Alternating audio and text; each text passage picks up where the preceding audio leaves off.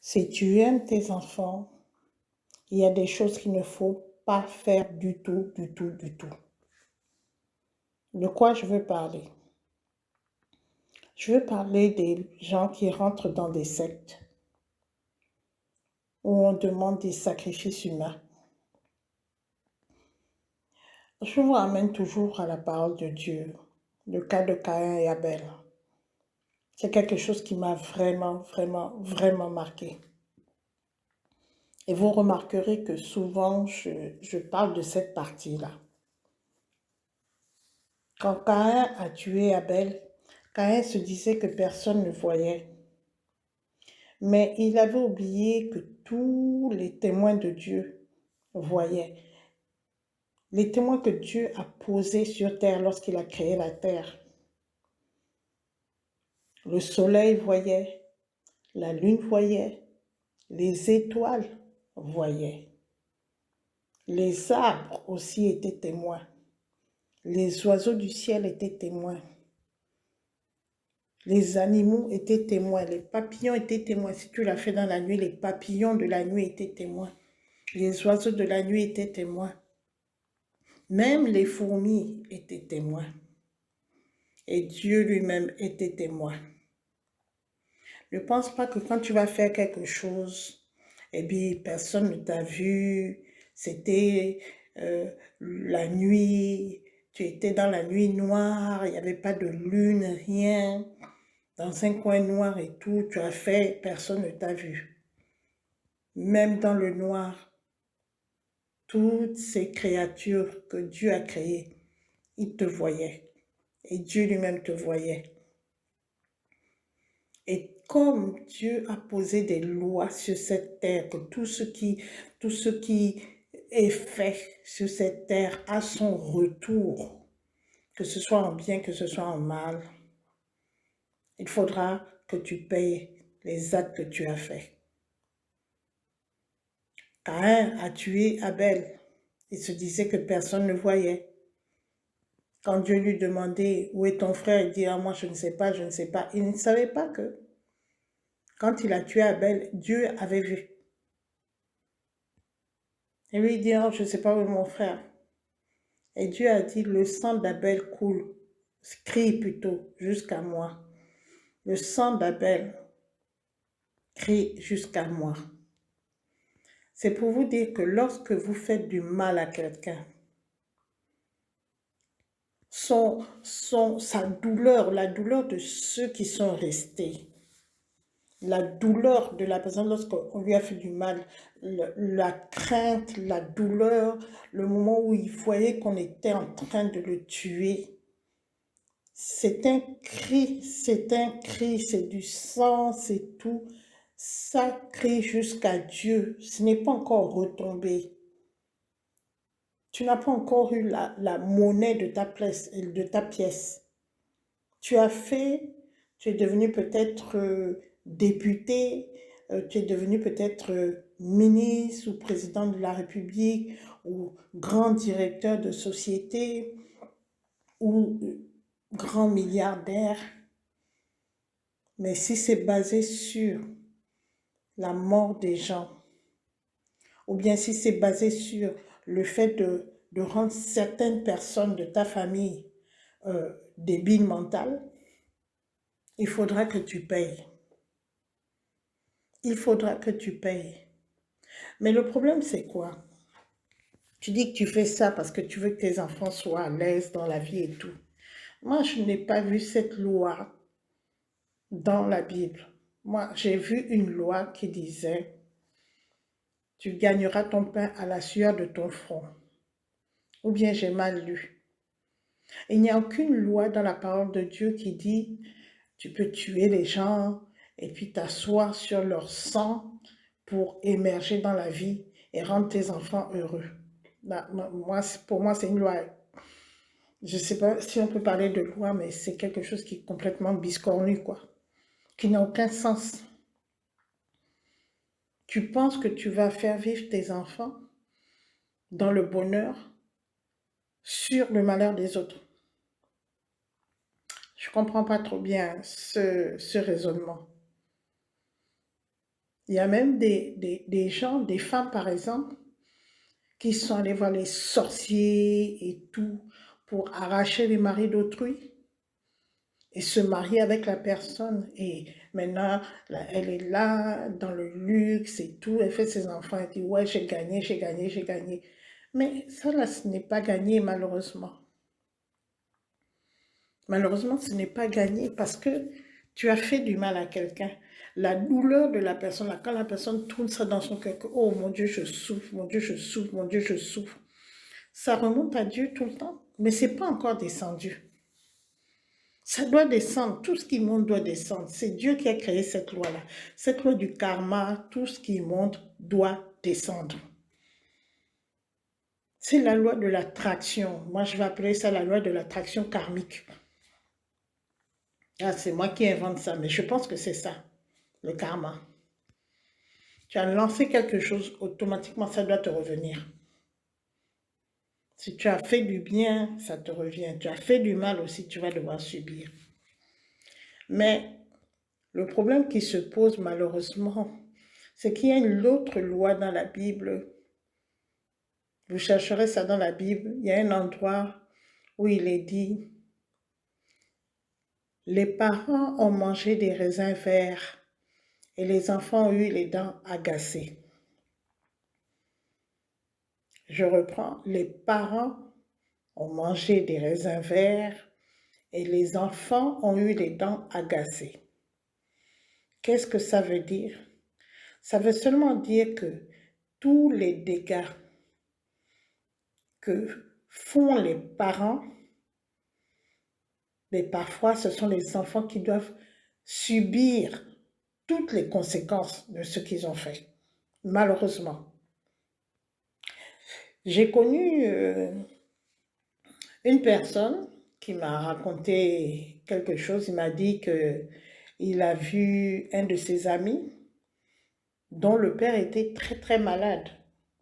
Et lui, il était compatissant, il a dit, oh vraiment, j'espère qu'il va pas mourir, j'espère qu'il va guérir, vraiment, c'est ton père et tout.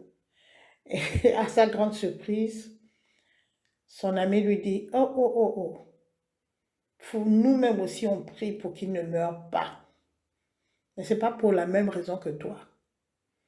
Avec tous les péchés qu'il a fait sur cette terre, il faut qu'il paye ça lui-même de son vivant.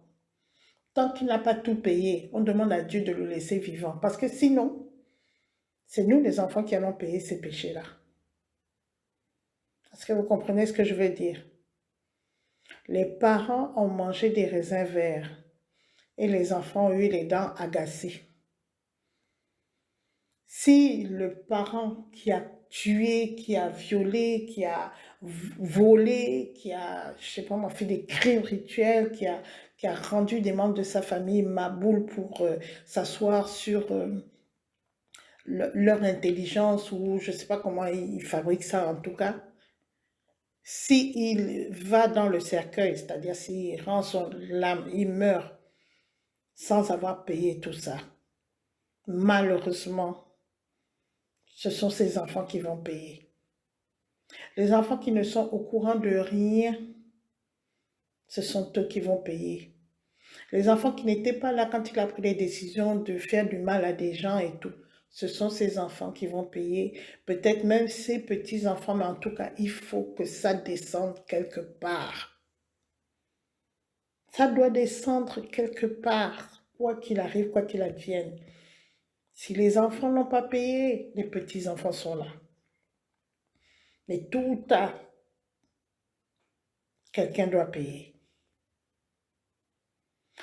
J'avais une femme de ménage qui a travaillé avec moi. Bon, elle a fait juste un remplacement de ma femme de ménage parce que ma femme de ménage était en congé. Et cette dame-là, elle avait presque toutes ses dents cassées. Et en parlant comme ça, comme on parlait comme ça et tout, elle me racontait souvent des histoires, elle me faisait rire même des fois avec ces histoires qu'elle me racontait. Elle a dit, ah, madame, t'as vu mes dents là? Tout ça là, c'est à cause de mon père. Je dis, ah, Peut-être que ton père te frappait tous les jours et puis te cassait les dents en même temps. Elle dit non.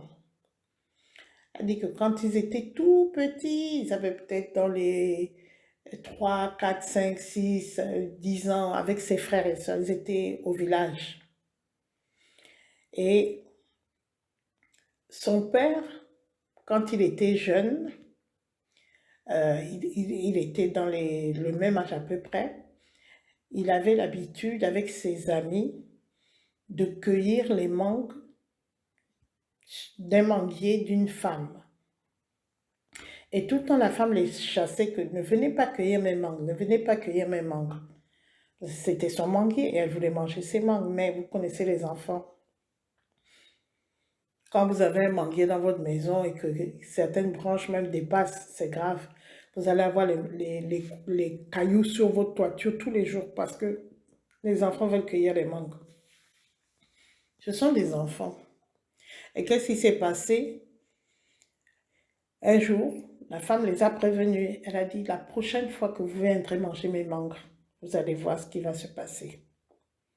Vous savez, au village, les gens, ils ont facilement recours aux malédictions, ceci, cela. Vous savez, au village, c'est le village.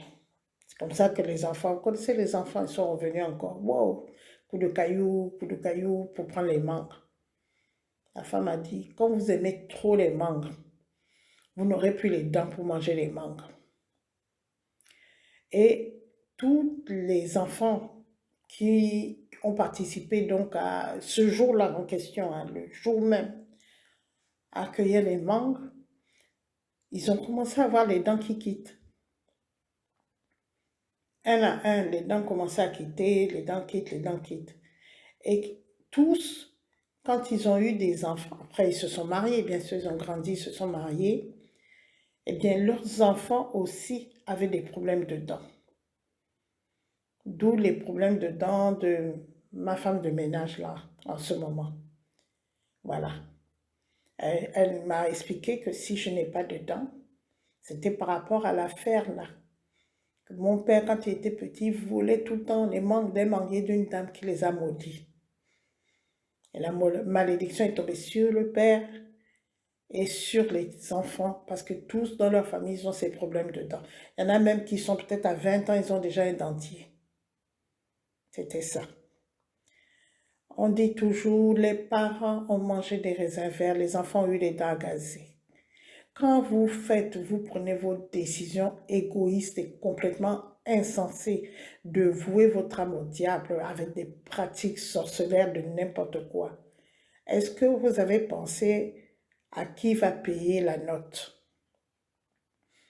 Qui va payer la note? Qui? Vous faites vos trucs, par exemple, parce que je fais de l'argent pour mes enfants, pour ceci, pour cela. Qui va payer la note? D'après vous? D'après vous?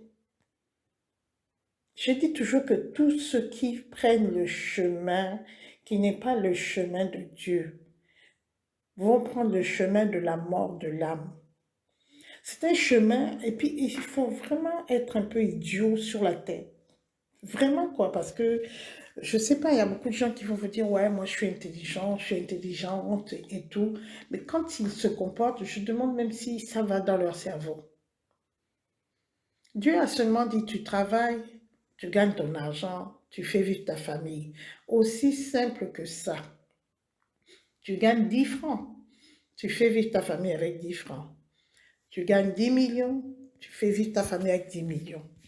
Mais non, il y a des gens qui veulent aller vite, plus vite que le temps, qui veulent avoir beaucoup tout d'un coup, et ils se lancent dans des pratiques qui vont avoir des conséquences vraiment durables parce que le sang des personnes à qui vous avez fait du mal, ou les parents de ces personnes-là, ils continuent à gémir, ils continuent à crier, ils continuent à se dire que, oh, pourquoi tu m'as tué? Pourquoi tu m'as rendu ma boule? Pourquoi tu m'as fait ça?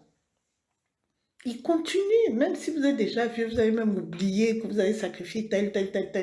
Mais la terre n'oublie pas. La terre qui a recueilli ce sang-là n'oublie pas. Les arbres n'oublient pas.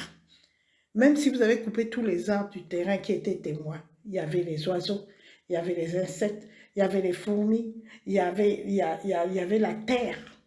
Faites attention à la terre. La terre sur laquelle on marche là, c'est un des plus grands témoins de Dieu. Les étoiles qui sont en haut, la lune et le soleil, ce sont des grandes caméras de surveillance de Dieu. Ce sont des grandes caméras de surveillance de Dieu. Toute la création de Dieu, ce sont les yeux de Dieu. Quand ils ont enregistré, c'est noté. Tant que ce n'est pas redescendu selon la loi karmique, là, c'est toujours en cours. Il y a toujours une épée de Damoclès qui est là sur la tête de la personne ou de ses descendants ou de ses petits-descendants. Il faut que ce soit remboursé. Donc mon message, c'est pour avertir ceux qui se sont lancés dans ces pratiques idiotes, les pratiques de débiles mentaux, les pratiques des paresseux, des pauvres types. Que moi, je vais rentrer dans tel secte, avec ça, je vais sacrifier 2 ou 3 de mes parents, et puis je vais devenir riche, c'est moi qu'on va voir. Je vais mettre mes enfants à l'université aux États-Unis, ou bien peut-être sur la Lune, je ne sais pas. Vous allez devoir payer, ou malheureusement, vos enfants vont devoir payer.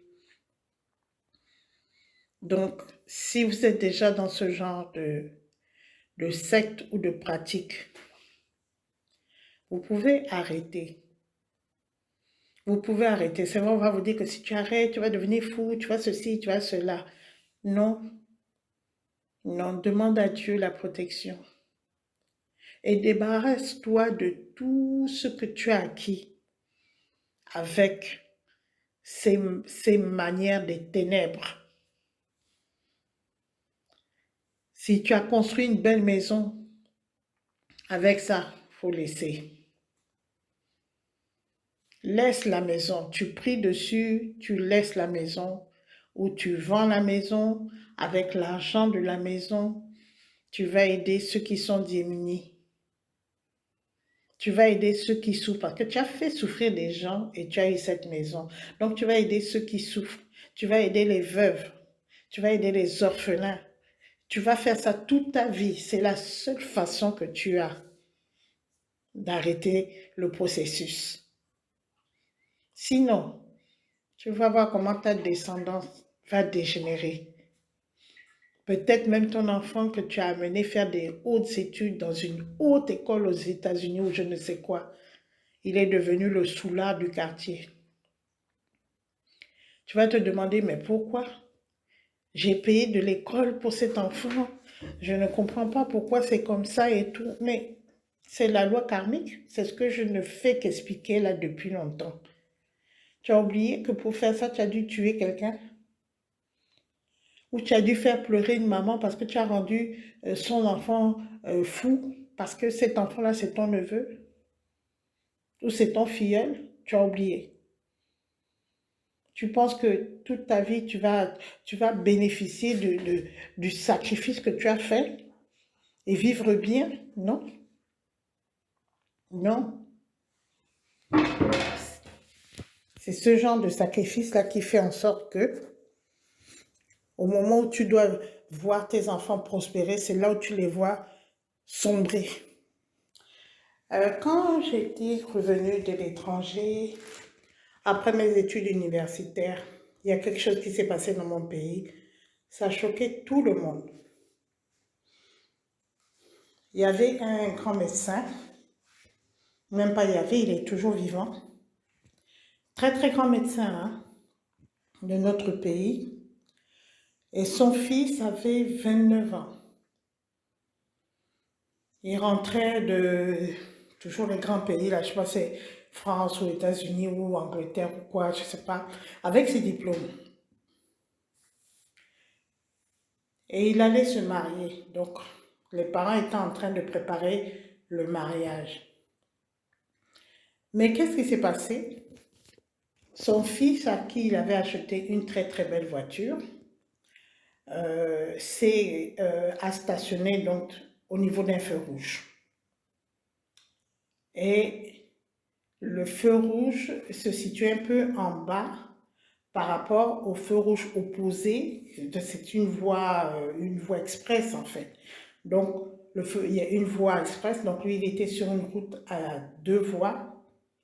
Et l'autre côté, qui allait dans l'autre sens, était aussi à deux voies. Mais de l'autre côté, c'était un peu plus élevé parce que c'était comme une montée, si vous voulez, par rapport à là où était le fils en question. Donc, lui, il attendait au feu rouge que le feu passe au vert. Il y a une voiture, genre bâchée, tu vois, les voitures qui transportent les marchandises, mais pas camion, mais bâchée, ce qu'on appelle les bâchés, ceux qui ont un espace derrière pour mettre les sacs de ciment et tout, mais pas trop trop costaud, qui a déboulé donc dans la voie opposée, en toute vitesse. Je vous ai dit, la voie opposée était un peu en hauteur par rapport à là où il était. À toute vitesse, et on ne sait pas par quel miracle, il était tellement en vitesse où il a dérapé ou je ne sais quoi. La bâchée est venue tomber sur la voiture du jeune homme. Vraiment, et la voiture du jeune homme s'est écrasée comme une crêpe. C'est-à-dire, donc, la voiture opposée est tombée complètement sur. C'est comme si quelqu'un avait soulevé cette voiture pour la mettre carrément sur l'autre voiture, avec une force telle que la voiture était écrasée, les morceaux du crâne étaient partout. Bon, rien que d'y penser. Bon, moi, je n'ai pas vu la scène. Ça a été raconté, c'était un carrefour vraiment assez populaire. Ça a été raconté par beaucoup de gens et tout. C'est passé dans les journaux, c'est passé dans le journal télévisé. Bon, ils n'ont pas montré les photos parce que c'était trop affreux, mais ils ont expliqué. Et moi, c'est comme ça que j'ai eu vent de cette affaire. Après, bien sûr, je suis allée demander aux gens à gauche, à droite, ceux qui habitaient dans la zone et tout. Il y a d'autres qui ont dit que oui, il y a leur frère qui a vu et tout. En tout cas, l'autre voiture est venue tomber à plat sur la voiture du jeune homme qui était en stationnement au feu rouge. C'est-à-dire une voiture qui quitte de l'autre voie. C'est une voie express, donc il y a le genre de plots là qui sont au milieu des voies express pour séparer les voies express. Tu quittes de l'autre voie.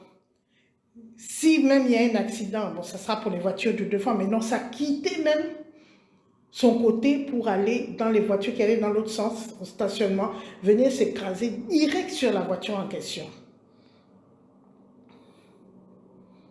Et quand on s'est renseigné pour savoir qui était cette personne qui était décédée, c'est là où on a appris en lisant les journaux que c'était l'enfant du médecin et il allait se marier, il revenait de ses études et patati et patata, etc.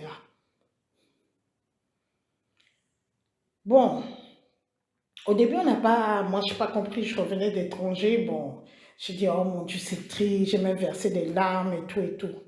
Après, au moment de l'enterrement de la personne, je ne sais pas comment ils ont fait, ils ne pouvaient pas mettre le corps dans le cercueil parce que le corps était complètement écrabouillé. Donc ils ont mis quand même un cercueil. Et les gens ont assisté, toute la famille, les amis, patati patata. Et à partir d'un certain moment, vous savez, la veillée, c'est-à-dire quand le corps est supposé, bon, puisqu'il n'y avait pas de corps, le cercueil sort de la mort, on expose normalement le cercueil et les gens viennent se recueillir et tout, mais il n'y avait pas de corps, hein. Tout le monde savait qu'on ne pouvait pas mettre de corps, mais c'était pour soutenir la famille et tout. Mais à partir d'un certain moment, on a fait sortir tout le monde de la salle où le corps était exposé, tout le monde, toute la famille, sauf le père. Et il y a des gens qui sont rentrés vraiment, c'est comme dans les films, les Nollywood, quoi. Je comprends pourquoi les Nollywood, on les a aussi beaucoup combattus. Parce que vraiment, ce sont des choses donc, qui sont réelles.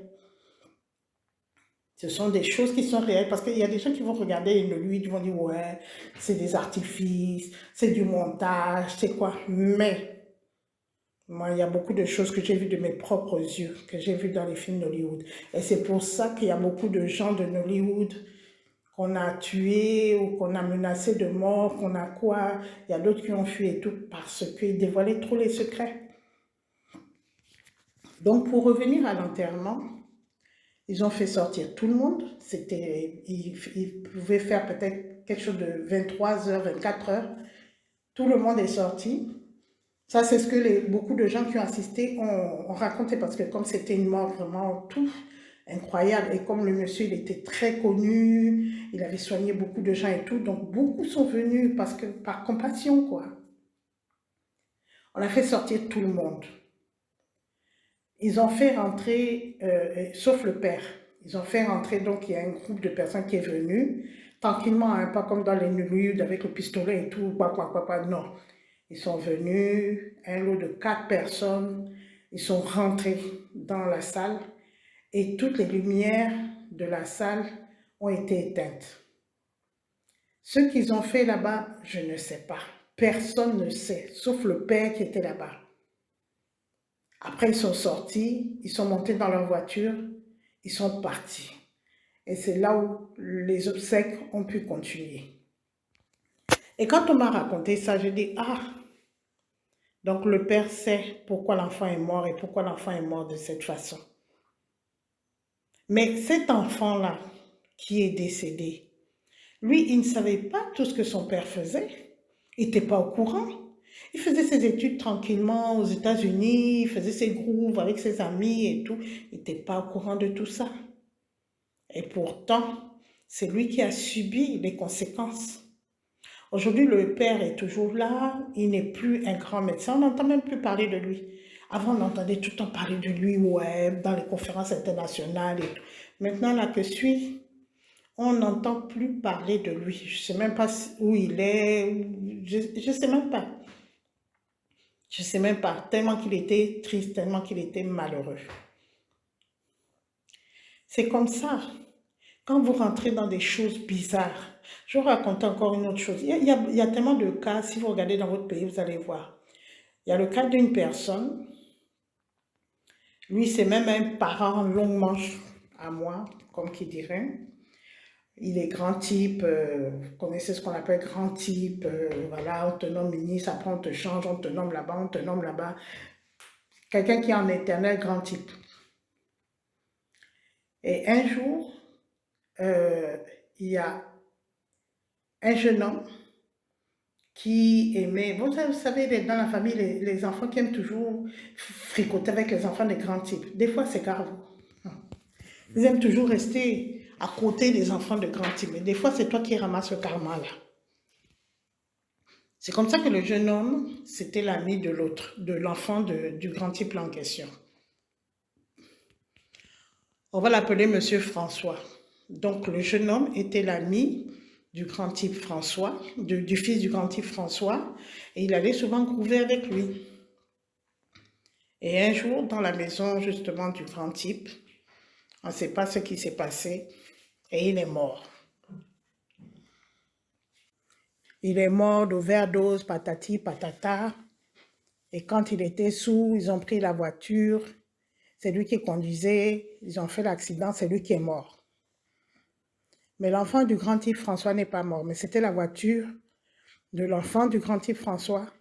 Et ils avaient grouvé dans l'appartement à l'étranger de l'enfant du grand type François. Il est mort comme ça. Ah, ok, d'accord, il est peut-être mort d'overdose ou je ne sais pas quoi, bon. Mais quelques temps après, ça n'a même pas fait une histoire de 4 mois. Le fils aîné du grand type François fait un grave accident. Donc ça, c'est le fils aîné, le grand frère de celui qui est l'ami de celui qui est mort. Un grave accident de voiture chez nous, dans notre pays.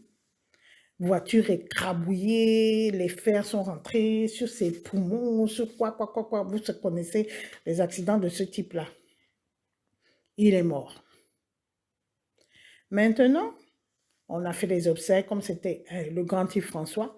Donc, grandes obsèques, accidents de voiture, et toujours à la fleur de l'âge. Hein. C'est-à-dire que tes enfants, quand ils vont mourir, ils auront peut-être 29 ans. C'est toujours à peu près l'âge où tu te dis, ouf, enfin, mon enfant est devenu adulte, il va travailler, il travaille déjà peut-être, il prospère, il va se marier, il va avoir des enfants, patati, patata. C'est toujours de cette façon que la personne la meurt. C'est-à-dire que la personne a déjà dépassé le baccalauréat, la personne est vraiment un enfant brillant et tout, photocopie du père, comme on dit, quand tu vois le visage, tu vois, oh non, il ressemble trop à son père et tout.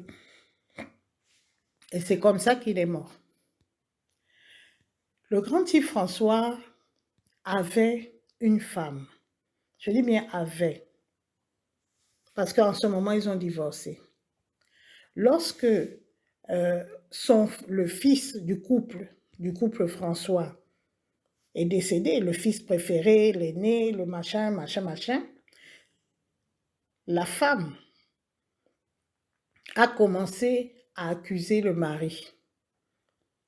Et vraiment, elle ne pouvait plus supporter son mari. Et elle a divorcé. Aujourd'hui, le grand type François, on n'entend même plus parler de lui. Mais moi, je vais parler un peu à cette femme-là. Vous savez, nous les femmes aussi, l'argent là va nous tuer. Elle ne peut pas nous dire qu'elle n'était pas au courant de ce que faisait son mari. Parce que le grand Yves François était réputé pour avoir sacrifié beaucoup de membres de sa famille. Mais quand il sacrifiait les membres de sa famille et que ses enfants prospéraient, avaient de l'argent, vivaient dans les piscines et tout ça là, la femme là va me dire qu'elle n'était pas au courant. Elle va me dire qu'elle ne soupçonnait pas quelque chose. Elle va me dire qu'elle n'avait pas une petite intuition. Elle connaît son mari, elle connaît bien son mari. En plus, ils sont mariés depuis les amours qu'on a commencé au lycée, machin. Donc, elle sait très bien qui est son mari. Elle sait très bien ce que faisait son mari. Mais elle ne disait rien. Tant que les personnes qui étaient sacrifiées, c'était des neveux, des nièces et tout, c'était pas son problème. Elle continuait à bénéficier de cet argent, à vivre dans son grand luxe et tout, à faire ses voyages 2 fois par an en vacances et tout. Elle avait oublié justement cette partie de la Bible qui disait « Le sang d'Abel crie jusqu'à moi ». Elle avait oublié que quand son mari tuait les gens, la création était témoin et que ce n'était pas encore retombé. Il fallait que ça retombe. C'est ça le problème. C'est monté, c'est pas descendu. Il fallait que ça descende. C'est la loi karmique, oh, c'est la loi karmique, c'est la loi karmique. Retenez bien ça. Aujourd'hui, elle est en train de pleurer son enfant. Et le petit frère, il est devenu, il n'est pas fou, non, mais il n'est plus dans son équilibre normal. Déjà, il a renié tous ses parents, son père, sa mère. Il est parti en Europe. Il vit là-bas. Bon, c'est pas trop ça. Il n'est pas fou, non, mais c'est le genre... il a raté sa vie, quoi, en fait, en quelque sorte. Mais on dit avec Dieu, tant que Dieu n'a pas donné le dernier mot, il peut encore se relever. Il peut encore se relever. Mais c'est pour dire que le bilan des bilans, bah, moi, c'est pour ça que je dis que c'est des décisions tellement bêtes. Moi, je ne sais pas, hein, je ne veux pas dire que je suis la plus intelligente de la Terre, mais quand même, il faut qu'on réfléchisse. Tu vois ce qui est arrivé aux gens qui ont pris ce chemin-là.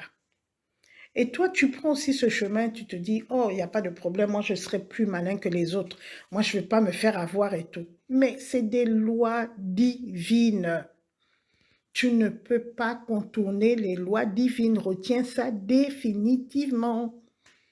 Que ça reste ancré dans ton esprit. Tu ne peux pas contourner les lois que Dieu a posées au moment de sa création. Que tu crois en Dieu ou que tu ne crois pas en Dieu, ce n'est pas le problème. Tout a été créé, toutes ces lois-là, les lois de la gravité, les lois de l'attraction, le soleil se lève, il fait tant de temps, la lune se... Je ne sais pas comment les gens peuvent ne pas croire en Dieu même. Il n'y a qu'à regarder la création pour voir qu'il y a bien une intelligence supérieure qui a tout coordonné, parce que tout est coordonné dans la nature. Tout est bien agencé, c'est nous les êtres humains qui sommes venus tout déranger. Donc que tu crois à Dieu ou que tu ne crois pas à Dieu, la personne qui a créé l'univers et tout ce qui s'y trouve, il l'a créé avec des lois. C'est lui qui a dit que nous allons marcher, la tête est en haut, les pieds sont en bas. C'est lui qui a décidé que la tête serait en haut, les pieds en bas, que les yeux seraient par devant et non par derrière. C'est lui qui a décidé ça. C'est lui qui a décidé que quand un arbre, son fruit tombe, là où le fruit est tombé, ça va donner un autre arbre. C'est lui qui a décidé, c'est les scientifiques qui ont décidé ça. Ce sont les scientifiques. Ou c'est le boomerang qui a décidé ça. Arrêtez de vous faire leurrer, de vous faire berner par des stupidités qui vous rendent encore plus stupides et qui malheureusement vont détruire vos enfants. Faites attention au livre de Dieu. Moi, j'ai beau dire, je vais continuer à le dire jusqu'à mes derniers jours. Le livre de Dieu, que l'on l'appelle la Bible, qu'on l'appelle le Coran, qu'on l'appelle je ne sais quoi, tout ce qui parle de Dieu. Il y a un jour dans la Bible, il y a une partie où Jésus était avec ses disciples et il y avait des pharisiens qui étaient là en train de parler de « ouais, Jésus, tout ça là » et ils gagnaient de l'argent avec ça. Vous savez, il y a toujours les escrocs partout. Et les disciples de Jésus sont venus dire « Oh Jésus, tu te rends compte, il y a des gens qui sont en train de parler en ton nom hein, et ils gagnent de l'argent là-bas. » Jésus a dit « Mais laissez-les. » Du moment qu'ils parlent en mon nom, même s'ils traficotent avec ça, c'est mon nom dont ils parlent. Ils ne parlent pas contre moi. Donc laissez. C'est pour vous dire que tous les livres qui parlent de Dieu, du vrai Dieu, je ne parle pas des autres dieux bizarroïdes là, mais quelle que soit la religion, faites attention à ces livres-là. Parce qu'ils vont vous donner des clés qui vont vous montrer comment on peut vivre dans ce monde. On ne vit pas dans ce monde n'importe comment. C'est comme si vous prenez, je ne sais pas moi, un appareil électrique, il y a le mode d'emploi, vous ne lisez pas le mode d'emploi, vous venez, vous branchez ça là-bas, vous allumez, vous appuyez tel bouton, vous faites comme ça, bouf, l'appareil se casse le jour même où vous l'avez payé, vous allez dire, mais c'est comment? Mais c'est pas qu'il y a un problème dans l'appareil il est très bien, mais tu ne l'as pas utilisé selon les directives du mode d'emploi de celui qui a créé l'appareil. C'est pour ça que l'appareil, le jour où tu l'as payé, ben, il s'est cramé. Mais c'est pareil pour la terre. Relisez votre parole de Dieu, s'il vous plaît. Les enfants ont mangé des raisins verts. Les parents plutôt ont mangé des raisins verts. Les enfants ont eu les dents agacées. Ça, c'est dans la Bible. C'est pas moi qui ai inventé. L'histoire de Caïn et Abel, que tout le monde cite sans même en savoir la véritable portée. C'est dans la Bible, c'est pas moi qui ai inventé. Relisez votre Bible, vous allez comprendre certaines choses qui vont vous permettre de vous guider tout au long de votre chemin sur la terre, sans qu'il n'y ait de conséquences néfastes. Je ne dis pas qu'on est parfait, je ne dis pas que quand tu as lu la Bible, ça y est, tu es parfait, tu ne fais pas de péché et tout, même moi, je fais des péchés. Mais j'en fais de moins en moins. Avant, j'étais plus canaille que ça. Je faisais des choses vraiment, bon, je tuais pas, je voulais pas, non, c'est pas dans ce cadre-là, mais j'étais un peu écervelée. Mais au fur et à mesure que je grandis, au fur et à mesure que j'examine la création, parce que j'aime beaucoup regarder les oiseaux, les arbres, j'adore regarder la nature, comment le soleil se lève, comment la lune, moi j'aime bien voir le lever du soleil, le lever de la lune. Pour moi, c'est des moments, j'ai l'impression que je reçois une énergie vraiment terrible. Il peut m'arriver de me mettre sur mon balcon très tôt le matin, à partir de 5 heures du matin, parce que le soleil se lève vers 5h30 comme ça, là, on voit les premiers rayons du soleil et tout. Donc moi j'aime ça. Et j'ai l'impression que Dieu me voit, qu'il est là. Je sais pas moi, ça me rapproche de Dieu. Et je lis aussi la parole de Dieu et j'essaye dans la mesure du possible de me conformer à cette parole. Je dis bien dans la mesure du possible, mais au moins, moi, je fais cet effort-là. Au moins, moi, je fais cet effort et j'élève mes enfants selon cet effort-là. Je sais que tout le monde fait des bêtises, mais ne recommence pas, essaie de faire autrement, etc. C'est comme ça. Nous ne sommes pas nés parfaits, nous avons des imperfections, tout le monde est imparfait, mais ce qui est important, c'est de faire le pas vers la perfection. C'est sur ça qu'on doit dépenser notre énergie. C'est pas sur je veux gagner de l'argent, on va me voir là en ville, c'est moi qui aurai la plus grande voiture, c'est moi qu'on va voir, je vais laver mon teint. Ah, ça c'est encore une autre chose. Quand je dis que des fois les parents, vous ne méritez pas d'avoir des enfants. J'ai vu, quand j'ai vu ça d'abord, je me suis dit non, c'est peut-être les YouTube, des fois il y a des folies dans YouTube. Une jeune fille, elle n'est pas claire. Moi, je dis qu'elle est jaune. Je dis bien jaune. Elle faisait la publicité, elle avait un bébé dans le bras, elle faisait la publicité d'un bébé aussi jaune qu'elle. Et elle montre deux laits de toilette, elle montre un lait de toilette, elle dit, voilà, ça c'est le lait de toilette que moi je frotte. Regardez mon teint, j'ai lavé mon teint. Vous voyez, j'étais noire avant, j'ai lavé mon teint. Regardez comment je suis belle. Et elle montre un autre lait de toilette. Ça, c'est ce que je frotte à mon bébé. Vous pouvez mettre ça à mon bébé. Regardez mon bébé, comment il est joli. Hein? J'ai lavé le teint de mon bébé. En fait, elle et son bébé, ils étaient noirs, son nez noir, et ils sont devenus jaunes. Bon, quand j'ai regardé ça, bon, moi j'ai ri, j'ai cru que c'était une blague, quelque chose comme ça. Mais, en parlant avec des gens, on me dit, mais tu sais pas que ça existe? Je dis quoi? Je sais que les mamans, elles éclaircissent leur teint. Je ne sais même pas pourquoi. Peut-être Dieu s'est trompé en les faisant noirs. Je ne sais pas. Il y a toujours les gens qui veulent se croire plus intelligents que Dieu. Bon, laisse-moi de ces gens-là. Mais les bébés. Donc, il y a maintenant des laits éclaircissants pour les bébés. Donc, la folie de la mère, je dis bien la folie de la mère, certainement qu'il n'y a pas de père à côté, parce que sinon le père allait quand même dire que, ah, s'il te plaît, c'est pas avec mon enfant que tu vas faire tes histoires. Mais soit dit en passant, pourquoi il est sorti avec une femme qui a éclairci son teint, c'est que peut-être lui-même il est pareil. Donc la folie de la mère, et l'enfant va en subir les conséquences. Le cancer et tout ce qui s'ensuit, bon, je passe les détails, vous savez tout ce que je veux dire. Est-ce que ce bébé-là a demandé à avoir le teint clair? Est-ce que ce bébé a demandé à ce qu'on lui lave, entre guillemets, le teint parce qu'il était noir? Il paraît que ça, c'est laver le teint. Comme ça, c'est devenu jaune. Là, tu as lavé ton teint. Est-ce que le bébé a demandé? Des fois, on commet des actes et c'est les enfants qui subissent. Les femmes qui vont chercher les enfants chez les marabouts, chez les sorciers. Parce que le monsieur, il a l'argent, elle n'arrive pas à faire d'enfants, donc elle va chez les sorciers, ou bien elle veut arracher le mari de quelqu'un, donc il faut qu'elle lui fasse un enfant, donc elle va chez le sorcier. Mais l'enfant que vous prenez chez le sorcier, là, mais des fois même ça me fatigue de parler parce que il faut se répéter, se répéter. C'est pour ça que je fais les YouTube. Comme ça, la personne qui vient me raconter son problème, je dis, eh, voilà, prends le titre là, va dans l'actif secrète, prends le titre là, tout est expliqué parce que moi, je travaille, pardon, je suis dans autre chose.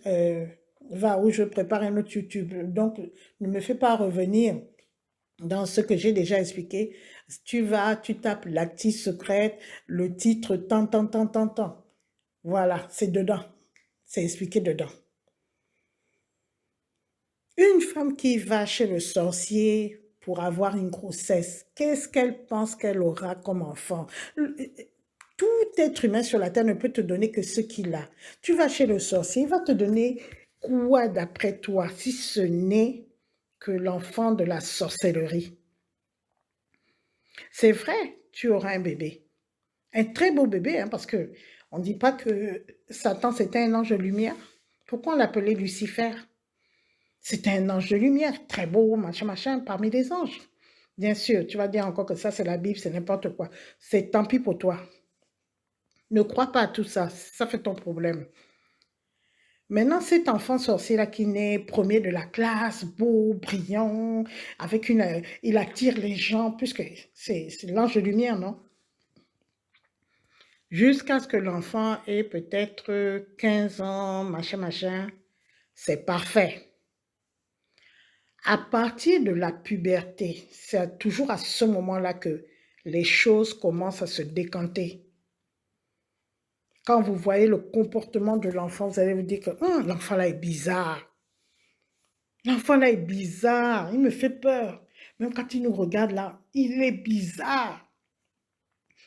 C'est pour ça, c'est aussi pour ça, c'est pour ça que moi je suis absolument contre le fait que ton mari va chercher les femmes partout, partout, je ne sais où. Les enfants qui naissent de ces escapades-là, extra-conjugales, on vient déposer dans le foyer conjugal disant que c'est l'épouse qui doit les garder. C'est peut-être le diable en personne, je dis bien diable, que tu es en train de poser dans ta maison.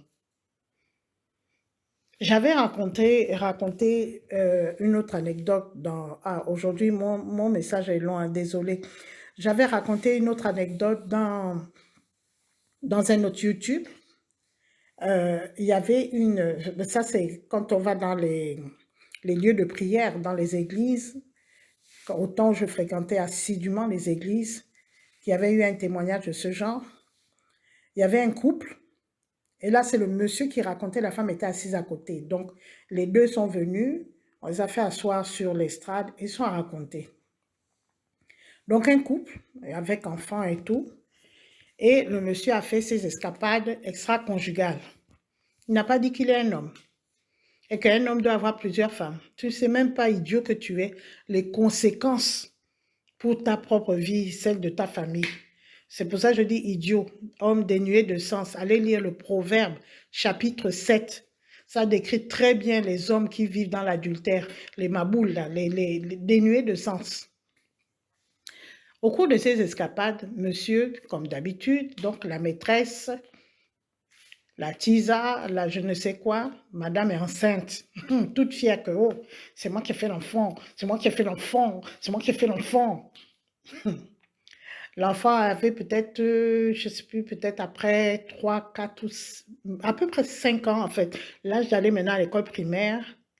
Je ne sais pas ce qui s'est passé, où l'homme s'est rendu compte que la femme, elle a peut-être un autre homme. Donc, vous connaissez les hommes. Il pensait qu'il allait aller là-bas quand il veut, comme dans un magasin. Tu prends une maîtresse là-bas, une maîtresse là-bas. Quand tu as besoin de t'amuser, tu vas dans le magasin, tu choisis la maîtresse, tu dis viens. Mais la maîtresse, elle a attendu, on ne l'a pas épousée. C'est comme ça qu'elle elle est peut-être avec un autre homme. Le monsieur, par jalousie ou par je ne sais quoi, il a pris l'enfant, déposé chez sa femme, dans la famille. La femme aussi, nous aussi les femmes, quand tu ne veux pas, dis je ne veux pas. Il ne peut pas te forcer à garder un enfant qu'il a eu dans ses escapades. Et vous savez, il y a des femmes qui sont tellement hypocrites. Elle veut garder le mari, elle veut montrer qu'elle est une bonne épouse. Elle a accepté que oui, ok, il n'y a pas de problème, fais venir l'enfant. Bon, l'enfant est maintenant dans la maison. Hey! Ah, ils ont eu des problèmes. Je passe sur les problèmes. Allez suivre mon autre YouTube là. Je ne sais même plus quel est le titre de ce YouTube là. Vous n'avez qu'à suivre tous les lactis secrets. Comme ça, vous allez me faire des vues. Ils ont eu des problèmes sur problèmes sur problèmes sur problèmes sur problèmes. La femme a dit au mari que ton enfant là, c'est pas bon. Oh non, c'est la jalousie, c'est parce que c'est pas ton enfant, machin, machin, machin. Hey! C'est comme ça qu'un jour elle a filmé avec le portable ce qui se passait. Parce que le mari ne croyait pas. À chaque fois qu'elle dit non, c'est pas bon, non, c'est pas bon. Le mari dit non. Lui, c'est son enfant, il pensait que sa femme était jalouse et tout. Et puis, c'est pas normal si la femme est jalouse, hein. Il y a des limites aussi. Elle avait ses enfants aussi. Et puis, voir tout le temps la tête du résultat des escapades de ton mari, vraiment, si t'es pas énervé, là, dis donc, t'es quoi, t'es un robot, quoi. Bon, bref. Donc, la femme a filmé, puisque l'enfant, c'est le genre d'enfant, quand le père rentre, quand il sait que le père va rentrer, c'est l'enfant qui va se lever, va commencer à mettre la table, va se comporter bien assis devant la télé, tranquille, ou fait ses devoirs. Donc, le père dit que non, mais c'est un enfant terriblement bien. Ah bon, c'est vrai, la mère n'est pas bien, mais l'enfant là, vraiment intelligent et tout. La mère a beau lui dire que ton enfant, c'est mauvais. Oh non, t'es jalouse. Ces autres enfants lui disent que papa, notre demi-frère là, c'est mauvais. Oh non, c'est la jalousie, c'est la jalousie. Prenez la part de votre mère et tout. Donc la mère, elle a filmé. dans le portable, elle a enregistré tout, tout, tout. Lorsque le mari est venu, entre-temps, j'ai oublié de vous dire qu'entre-temps, dans le foyer, il y avait plein de problèmes. C'est-à-dire, dès que l'enfant est arrivé dans le foyer, la tension entre le père et la mère, c'était chaud, chaud. Les problèmes, et vous savez que quand il y a des problèmes entre papa et maman, les enfants aussi, ça ne va pas, ça se discute. En fait, l'atmosphère est vraiment super électrique. Donc, le monsieur, il claque la porte. Bon, je sors, j'en ai marre du bruit. Voilà, c'est toi qui as l'origine du bruit. Hein, mais quand il y a le bruit, tu dis je sors. Vraiment, bon, ça, c'est un autre débat.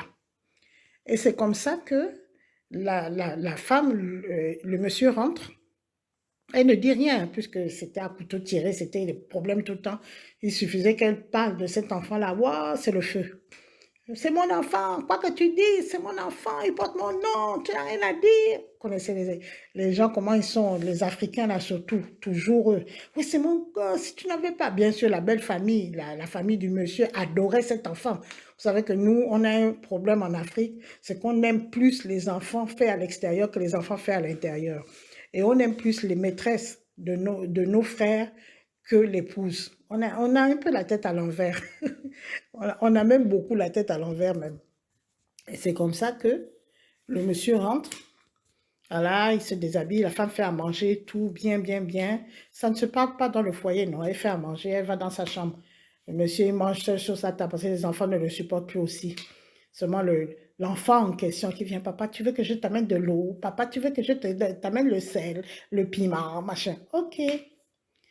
C'est comme ça que le monsieur, après avoir pris sa douche et tout, il vient, il se couche sur le lit. La femme allume seulement le portable.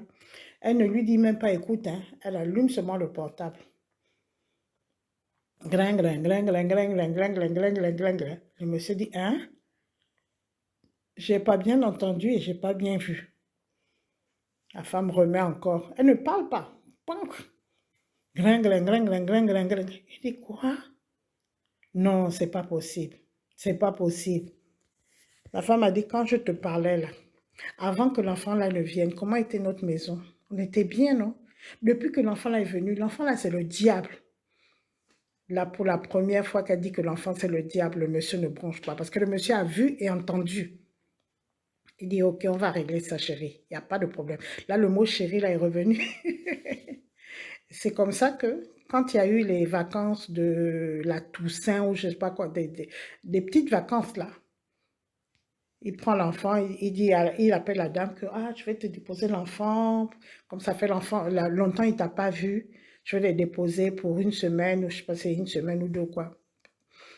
Et après je viendrai le récupérer. La femme dit ok, il n'y a pas de problème et tout, dépose l'enfant. Lorsque les vacances sont terminées, le monsieur n'est pas allé récupérer l'enfant. La femme commence à paniquer. Tu n'as pas dit que tu viens récupérer l'enfant? Elle dit oui, je vais passer, je vais passer. Jusqu'au jour où ils sont rentrés dans l'église, parce qu'après ils se sont mis en prière pour enlever tous les miasmes sorcellaires que l'enfant a laissés dans la famille. Ils sont mis en prière avec les enfants du foyer. Ils se sont approchés d'une église de réveil, donc c'est l'église où j'étais en ce moment. Et c'est là où, quand ça allait mieux, ils ont raconté leur histoire à toute l'assemblée. Vous voyez? Et il disait que s'il vous plaît, les hommes soyez fidèles et tout. Les femmes, n'allez pas chercher les enfants chez le féticheur, machin. Bon, il a donné plein de conseils et tout. Il était avec sa femme. Mais vraiment, c'était assez émouvant comme scène. C'était beau à entendre parce que le résultat, il est bien. Mais il y a d'autres qui, malheureusement, n'ont pas pu avoir un bon résultat parce qu'ils n'ont pas réagi à temps ou bien ils ne se sont pas rendus compte que l'origine de leur problème, c'était la venue de l'élément étranger dans leur foyer. Donc là, moi, je demande aux hommes par rapport à ça. J'ai toujours dit, les parents ont mangé des raisins verts, les enfants ont eu les dents agacées. Quand vous faites des actes, quand vous posez des actes pour votre égoïsme personnel, hein, pour votre ego, hein, personne ne vous oblige à poser ces actes. Vous n'avez pas besoin de ces actes-là pour vivre dans la vie. Mais votre égoïsme, votre ego, c'est ça, ça se limite à égoïsme, ego. C'est même pas pour avoir de l'argent. Moi, je dis égoïsme, ego, parce que tu peux avoir de l'argent en travaillant. Mais non, tu veux beaucoup d'argent tout de suite. Tu veux prendre ce qui n'est pas à toi. Donc, je veux dire égoïsme, ego et convoitise. Voilà les trois vices, je veux dire. L'égoïsme, l'ego, la convoitise. Parce que quand tu cherches à avoir le mari de quelqu'un, quand tu cherches à avoir le poste politique de quelqu'un ou bien le poste de direction de quelqu'un et que tu es prêt à tout pour avoir ça, ben ça, c'est de la convoitise parce qu'il y a des choses qui ne te sont pas destinées, mais tu veux arracher ça, tu veux t'accaparer de ça, tu veux prendre ce qui est à autrui, même la vie d'autrui. C'est ça. Tes enfants vont payer. Tes enfants vont payer. Moi, j'aurais voulu que Dieu change un peu la loi là.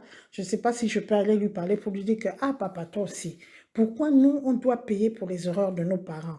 On n'était même pas là. On n'était même pas au courant. Regardez ce bébé-là qu'on a lavé le teint pour que le teint soit jaune, comme lavé entre guillemets. Il n'est même pas conscient. C'est un bébé, je crois qu'elle portait le bébé, il devait avoir peut-être 8 mois. C'est un bébé qui ne rampe pas, qui ne marche pas encore à quatre pattes. C'est un bébé peut-être qui s'assied, mais qui ne marche pas encore à quatre pattes. Donc peut-être 8 mois, 8 mois à peu près.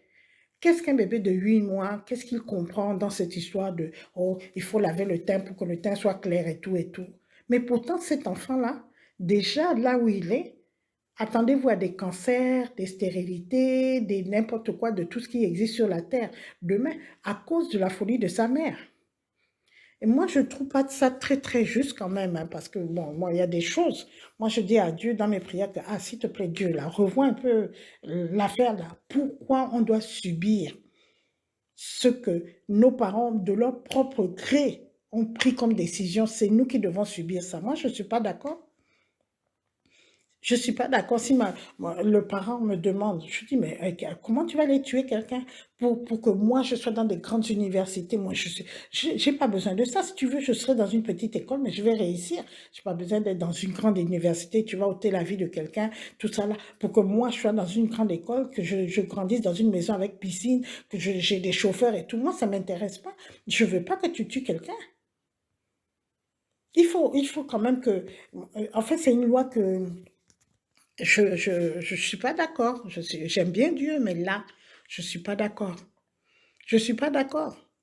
Mais c'est la loi karmique. Cette loi, elle existe, quoi qu'on dise, quoi qu'on fasse, même si on n'est pas d'accord. Parce que moi, je suis pas d'accord. J'ai pas envoyé les parents faire ça. Personne n'envoie son parent faire ça. Mais pourquoi on doit en subir les conséquences? Je suis pas très d'accord. Parce que là, c'est comme si l'enfant n'a même pas son avis à donner, quoi. Bon, je sais pas, les choses de Dieu, lui-même, il sait. Lui-même, il sait pourquoi il a fait ça. Mais, quelle que soit la raison pour laquelle il l'a faite, pardon, s'il peut enlever la loi là, moi je suis d'accord. S'il peut enlever ça d'abord, garde les autres lois, mais ça là, ça ne me plaît pas. Les parents ont mangé des raisins verts. Les parents ont eu les dents agacées, oui.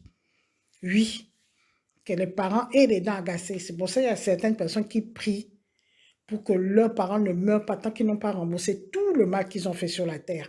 Parce que sinon, c'est eux qui vont devoir payer la loi karmique. C'est ça.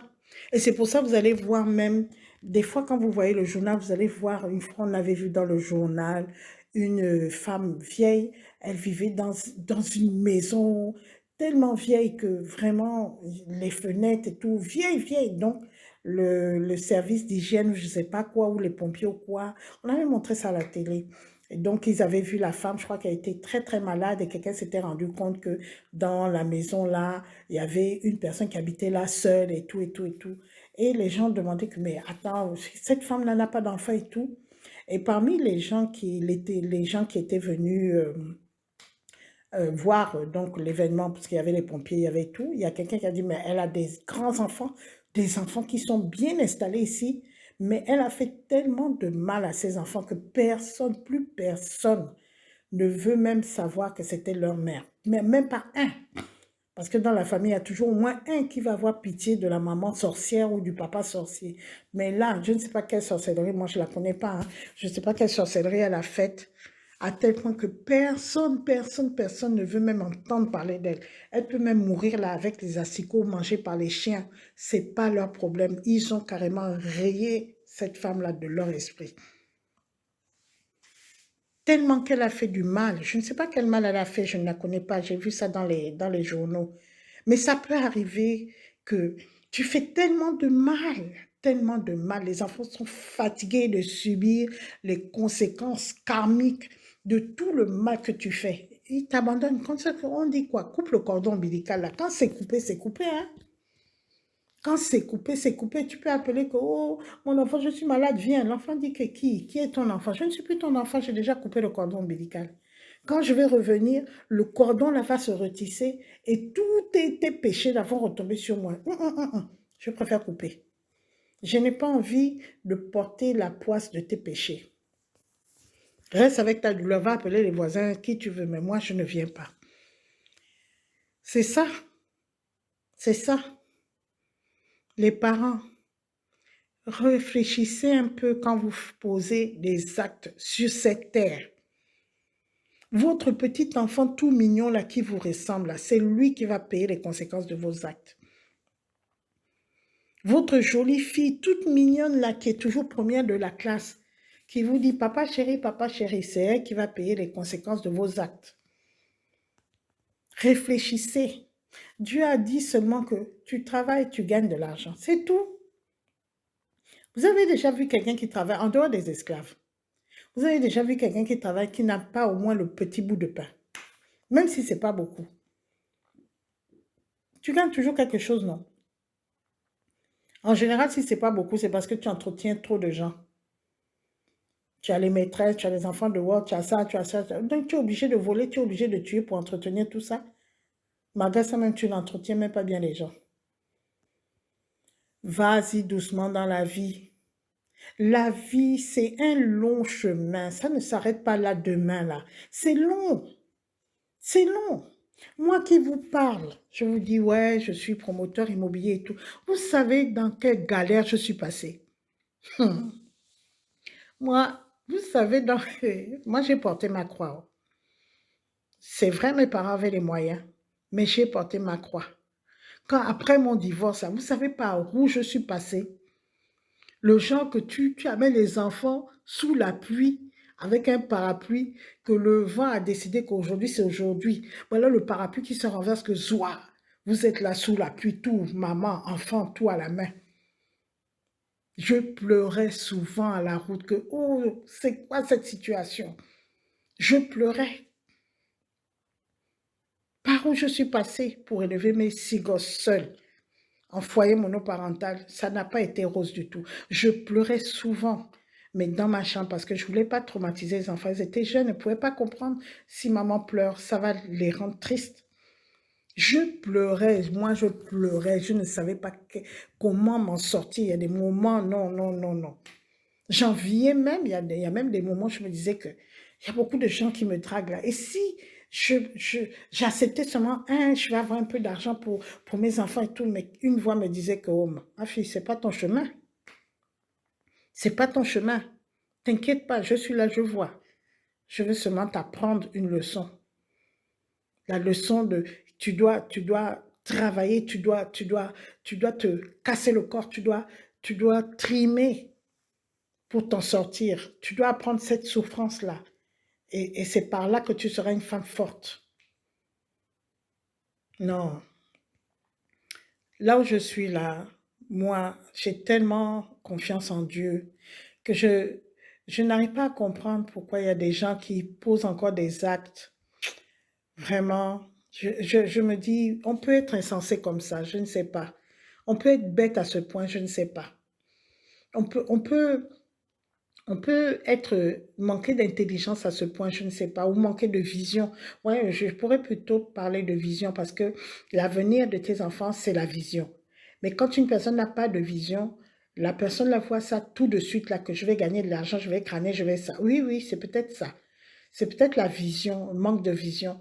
Ce sont des gens qui manquent de vision. Donc, ce sont des imbéciles parce que quand tu manques de vision, tu es un imbécile. Oui, oui, oui. Au fur et à mesure que j'y pense, je me dis c'est ça. C'est ça. Penser que tu vas réussir ta vie en faisant des crimes rituels, en gaspillant tes neveux et tes nièces, en faisant n'importe quoi, en allant chez le féticheur pour avoir de l'argent, avoir un poste dans un ministère ou un poste dans une société, ou avoir le mari d'autrui, et machin, machin, et penser que tu vas faire tout ça là, et puis ta vie sera rose. C'est pas les ténèbres que tu es allé chercher, et tu penses que ta vie sera lumière. Maintenant, réfléchis 2 secondes. Tu vas dans les ténèbres, hein, et tu penses que ta vie sera une lumière. Si tu étais allé dans la lumière, si tu avais demandé à Dieu, Dieu c'est la lumière. Tu vas dans la lumière, Dieu, il te donne ce qu'il a. Qu'est-ce que Dieu, il a? Il a la lumière, il a l'amour, il a la compassion, il a la sagesse, il te donne la direction, il va t'instruire, il va te diriger, il va te protéger et tout. Voilà ce que Dieu peut te donner, hein. Lui, il peut te donner aussi que ce qu'il a. Ce qu'il a, c'est tout ça. Maintenant, quand tu vas dans les ténèbres, tu regardes même le marabout chez qui tu vas. Oh, tu as même peur de t'asseoir quelque part. C'est sale. Il a les enfants bizarres, là, dégueulasses et tout, et tout, et tout. Tu penses qu'il va te donner quoi?